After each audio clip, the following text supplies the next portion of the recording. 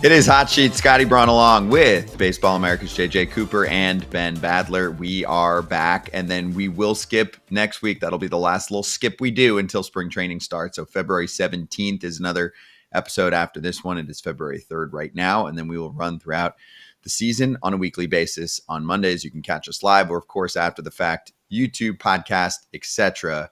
This is a fun time of year, JJ, because we've got the top 30s out for every team. If you have a Baseball America subscription, you're all over that. If not, go get one. This is the best time of year to do that. But give us, a little sneak peek of some names that were rising and could continue to rise as the season plays on here. I guess actually we can do that with a little first move, so I don't forget about Roadrunner. Got to give him his time. Here it is, 10 players primed to rise on the top 100 prospects list once the season gets going. JJ, your thoughts on some names? Yeah, so this is a fun part of what we do, is kind of looking at, it's funny, we rank the top 100 and we're trying to rank it as accurately as we can for right now. And then we immediately start saying, hey, here's how we think it may change, how we think guys may improve as the season goes along. There are a couple of names on this list that really jump out to me that stand out. And one of them, I would say pretty quickly, is Luke Keeschel with the Twins. He had a great first half of the season last year, has been one of the better college bats out of the draft a couple of years ago, and then had Tommy John surgery. You don't hear that as often for a position player, but they kind of knew it. They kind of had worked with him in the first half of the season to get him at bats, kind of work around his defensive issues with his arm. And then he got the arm fixed. He should be back ready to go for 2025. And there's not really a logical, clear, path for him right now with the Twins, but those things usually have a way of working themselves out. And if that's the case, like, this is a guy who I think his bat is big league ready or really close to it. I think he can be a solid defender at multiple positions. I think he can run. I think he could provide kind of a very well-rounded offensive impact.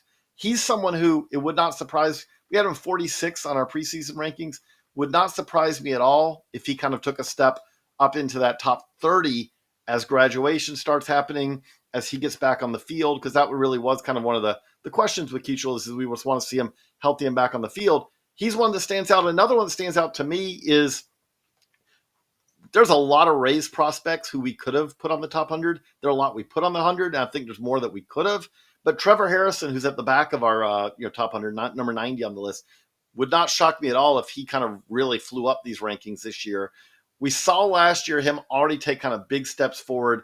The Rays love to develop young high school pitching prospects who they see as having a lot of potential to develop, a lot of upside. Taj Bradley from a few years ago is one that really stands out.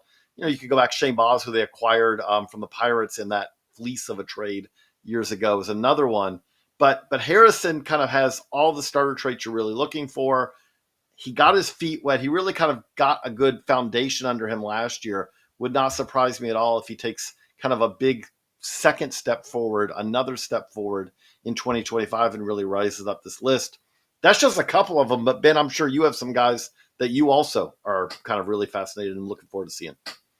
Yeah, Keeshel's a good one. I almost wonder if he's going to maybe be too good to rank on our top 100 next year, and he ends up just graduating and being in the big leagues. The guy I'm most excited about right now, who I think has a chance to really rise up, is Zaire Hope with the Dodgers. I love Zaire Hope. He was 19 years old in low A last year, and he was great when he was healthy. It's 70 raw power, explosive bat speed, and the ability to drive the ball with as much impact and power as really just about any hitter in the lower levels of the minor leagues. And what I love about him in particular is that he doesn't have to sell out his swing to be able to generate that power. I mean, like, I love Bryce Eldridge with the Giants too.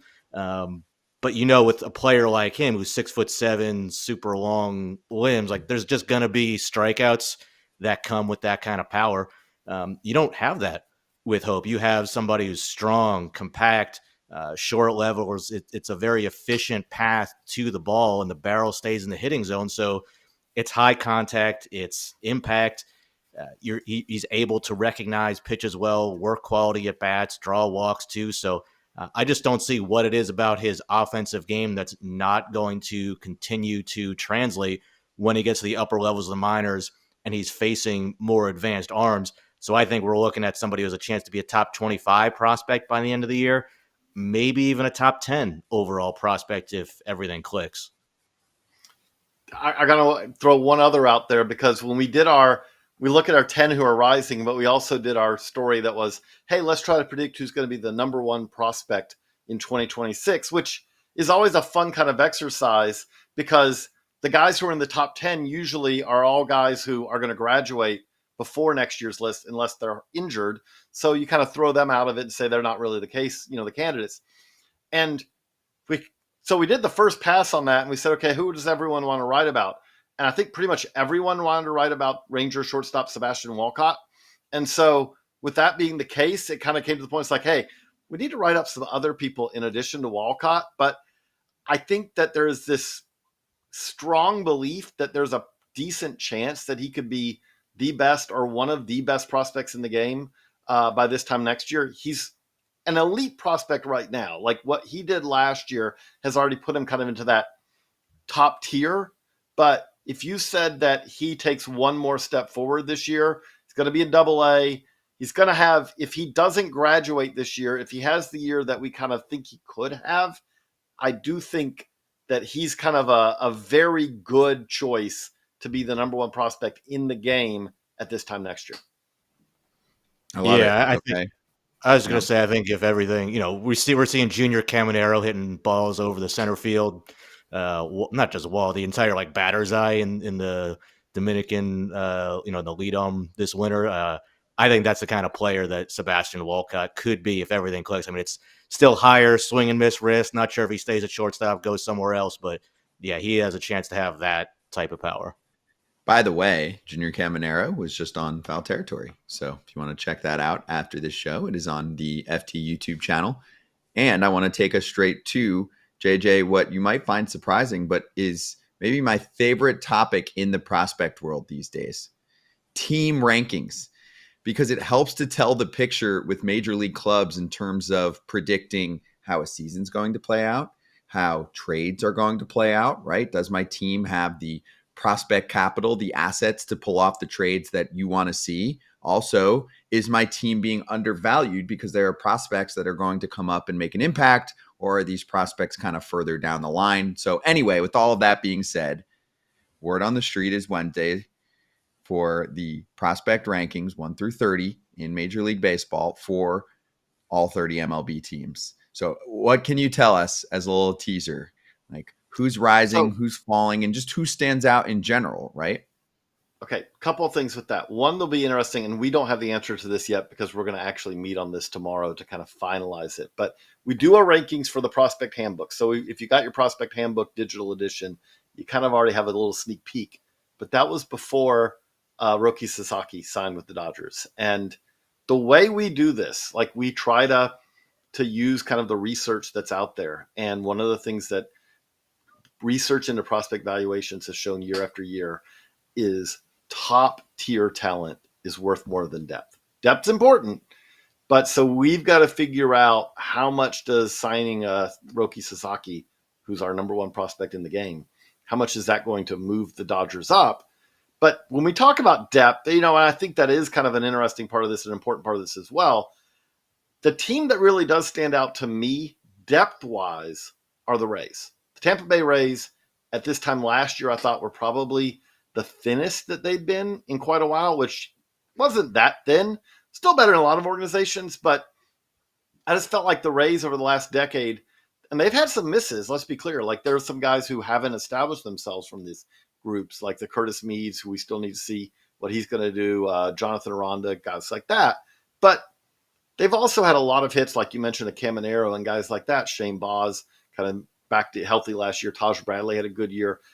But the other thing with them is that their starting pitching had kind of gotten a little thin. And then their sell-off at the deadline, trading Zach Eflin, trading a Jason Adam, trading Randy Arozarena, they really did restock the farm system.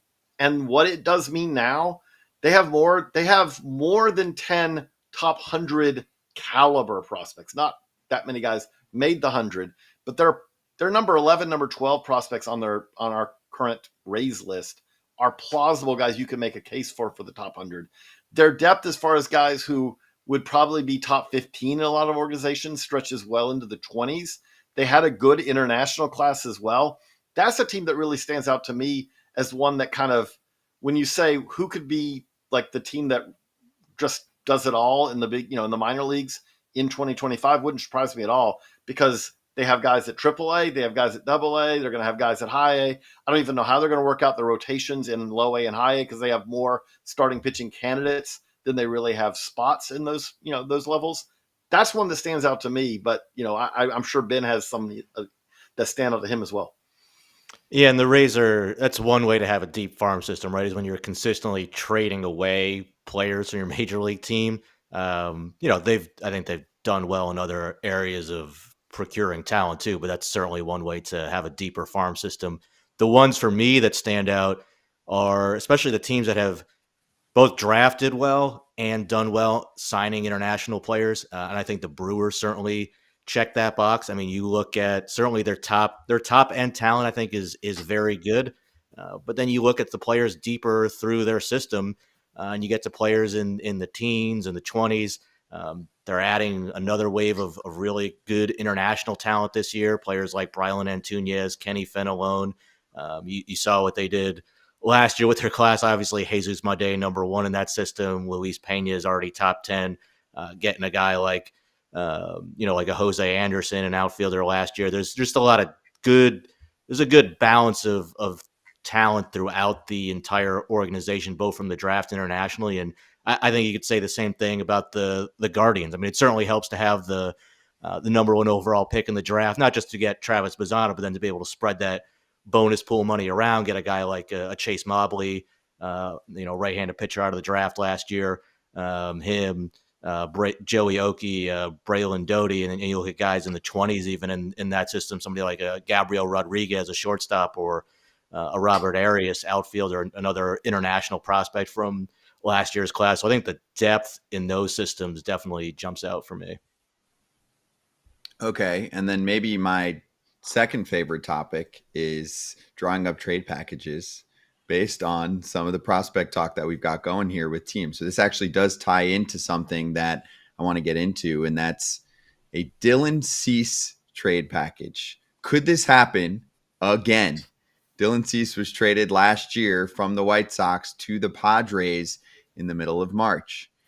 I would not think the Padres would be trading him if you asked me a year ago, but here we are, number 4 finisher for the NL Cy Young on a contending team making less than $14 million on the trade block.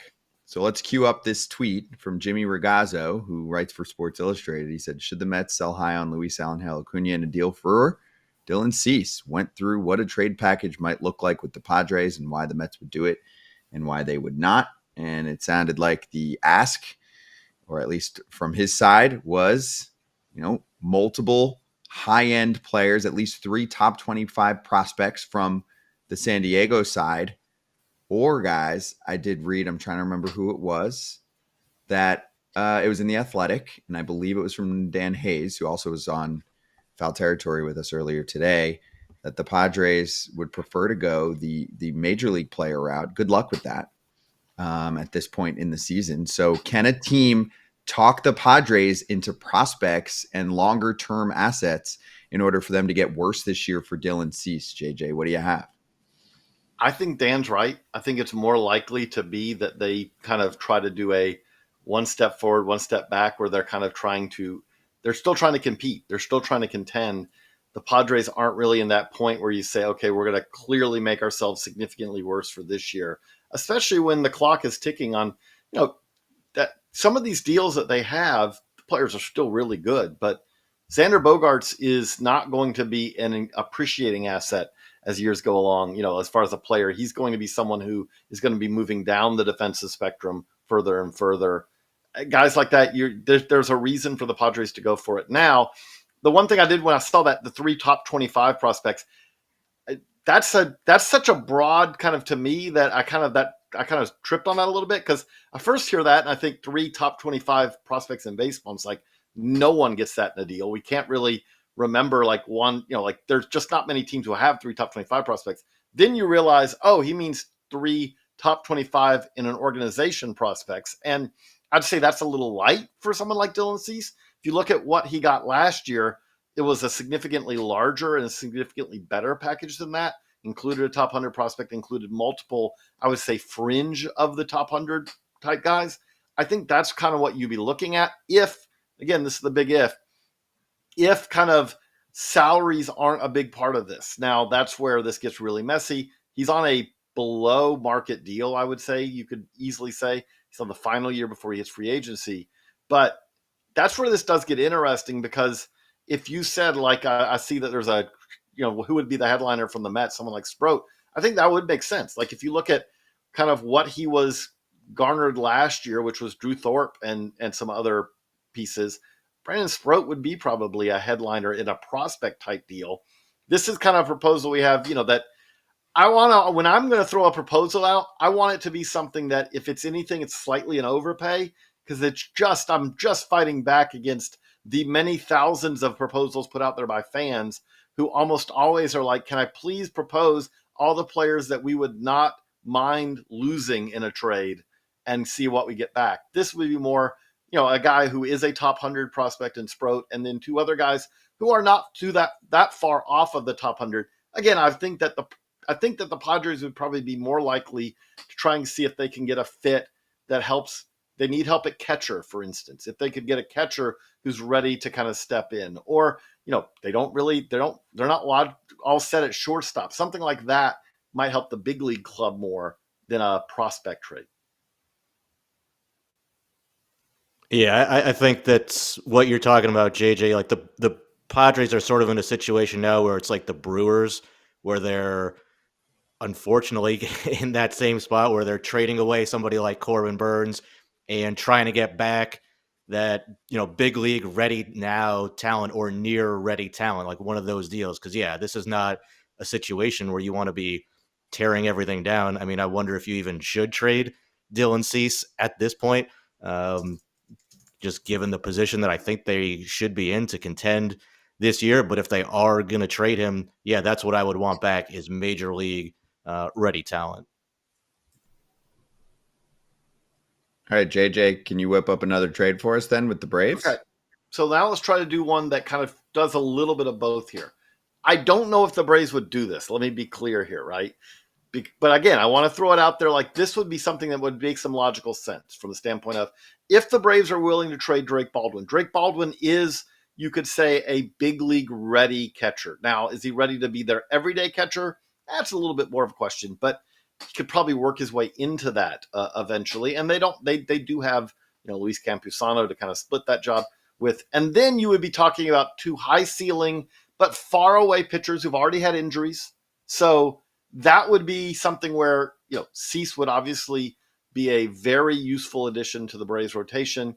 And I do think, like, as much as they would hate to give up Drake Baldwin, it's not something where they couldn't do that, because this is a team that does have an everyday catcher in Sean Murphy. So, like, I would, when I propose a trade like this, we're just, throwing darts against a wall, hoping to hit a target here. But the thing I would say about it is that's kind of the level you're usually talking about, which is it should hurt a little bit. You're acquiring Dylan Cease. It shouldn't be something where you say, hey, are there some prospects we can trade away that we're never going to miss? That's not something that really fits. So that's something where, like, a Braves trade would actually make, I don't know if it makes the Padres better, because again, I'd still rather have Dylan Cease than a rookie Drake Baldwin, but at least it fills a need for them while also clearing, obviously, salary space, which would be part of the reason they're trading Dylan Cease. Yeah, that's super crafty and creative. I mean, let's do one more. We'll let fans chime in when they listen to this. We can always look back at it, or maybe something actually does happen, and you can chime in at that point. If you think the asking price for your team is too high, and if you're watching this show, you probably like prospects, and you're probably like, no, I don't want to lose this guy. But it's Dylan Cease, 4th best pitcher in the National League last year, according to voting, right? Okay, last team. Let's do the Orioles. They desperately need someone like this. I cannot emphasize it enough. I talk about it all the time. Give me a package that the Orioles can provide. Here it is. Want to walk us through it, JJ?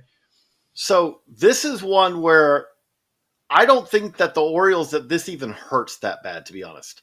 I don't know how well Kierstead fits. They have enough other outfitters. They signed Tyler O'Neill, where I think that this is a case where it gives the Padres another piece, because Kierstead is basically big league ready, although he may be, like, I haven't looked it up, but he's probably about the same age as Dylan Cease, to be honest. Not that much different. And it gives also the Padres two high upside guys, or Honeycutt's a high upside guy. Say Michael Ferret is a solid pitching prospect, but really kind of blossomed last year. Honeycutt is that kind of high ceiling guy that if everything clicks could be an impact big leaguer. There's a lot of risk to the bat, a lot of risk to the contact issues and all that. But that would be a deal that obviously would make the Orioles a lot better. And at the same time, it is a top 100-ish prospect in Kierstead. Honeycutt isn't that far. He's probably a top 200, 250 prospect, I would say right now. So that would be one that, maybe the Padres hold out and they want a Kobe Mayo in it, which I think the Orioles probably would be a lot more reluctant to do. Maybe they try to make a Colton Cowser kind of in a scenario like this, which again, I would say the Orioles probably will be a little bit more reluctant to do. But yes, it does seem like that Dylan Cease would fit very well for an Orioles team that right now it'd be hard to say is better than the team that ended last year disappointingly in the playoffs. They need to kind of take a step forward. Dylan Cease would obviously, much like Corbin Burns did in the late kind of offseason trade last year, kind of really gave them a boost. That Dylan Cease would be the new version of that. Yeah, that's a money proposal.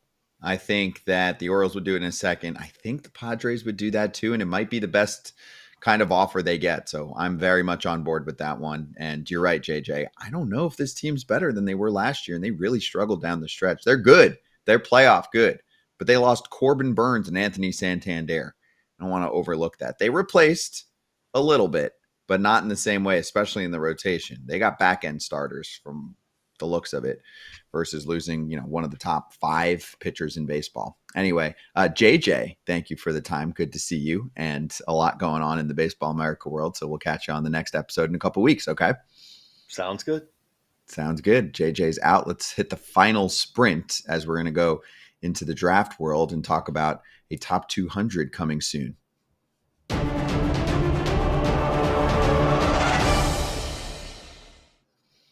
Okay, let's do this. Carlos Collazo, ready to go. Let's talk draft. Carlos, you ready? Top 200. Give us a little sneak peek of what fans can expect, especially those that don't have a Baseball America subscription and, they're just starting to kind of get their brains geared up for draft season. What do we have?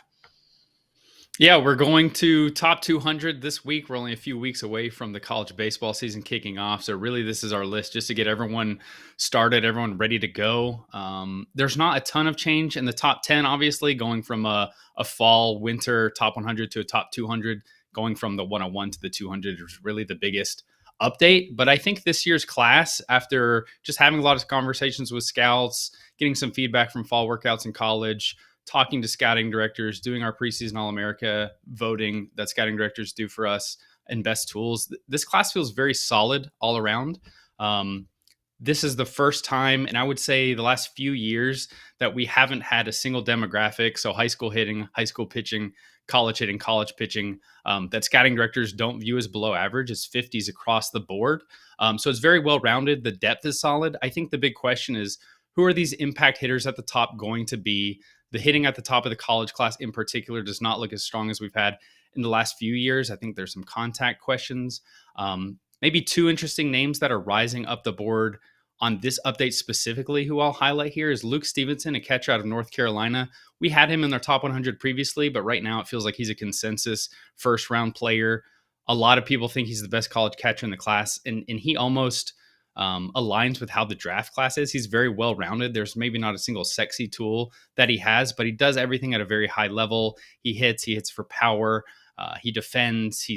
Maybe plus defense is his kind of carrying tool because he's a great defender behind the plate. He's a guy, if he has a strong season, I could see him shooting up inside the top 10, going very high in this draft. And then another player that I'll mention who's kind of moving up in this update is Dean Curley, who's a shortstop at Tennessee, draft eligible sophomore. He really has a well-rounded offensive game. I think one of the critiques that I'll talk about a lot this year is a lot of the college hitters have power.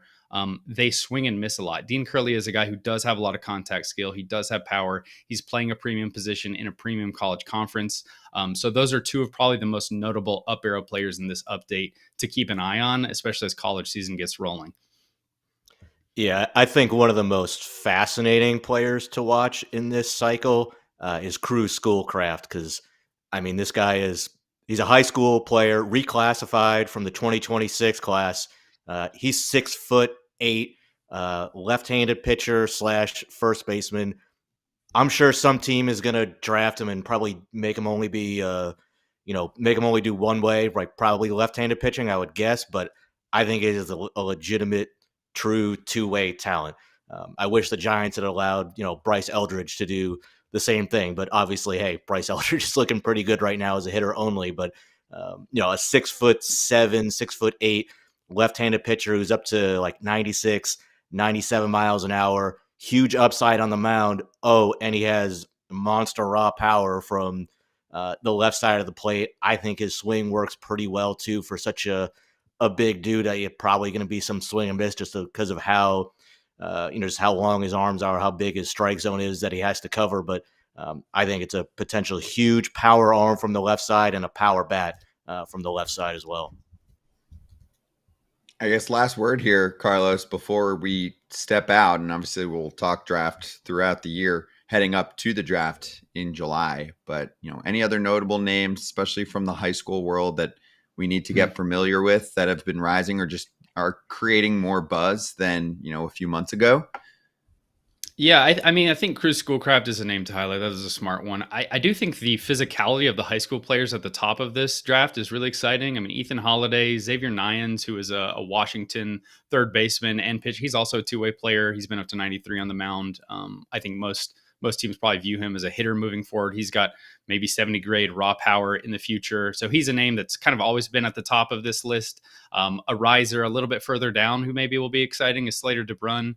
He is this 5'9", small contact-oriented speedster, great defense in center field. I'm sure he's going to get a lot of Corbin Carroll or Slade Caldwell comps as we approach the draft, just because he fits that West Coast undersized, left-handed hitting, up the middle, top of the order kind of table setter type.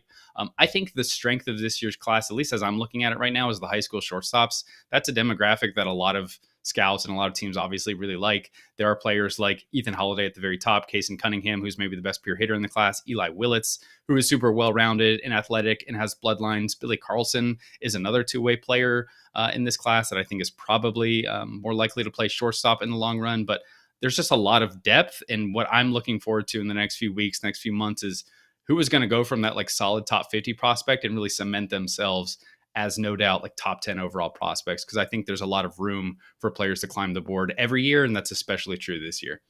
There you go. Okay, much more coverage from Carlos. He'll join us often here on Hot Sheet, and really this is the time of year, like I mentioned at the top of the show, where you've got top 30s per organization in MLB, you've got the top 100 in Major League Baseball as far as prospects, and then you've got the draft top 200 here dropping this week. So Carlos, good to see you again. Ben, thanks for the time as always. Make sure you get yourself a Baseball America subscription. And if you're watching us right now on YouTube, hit the sub button. That'd be cool. Appreciate you. Same thing on the podcast side. And we'll see you in 2 weeks where we get back to our every week schedule on Hot Sheet.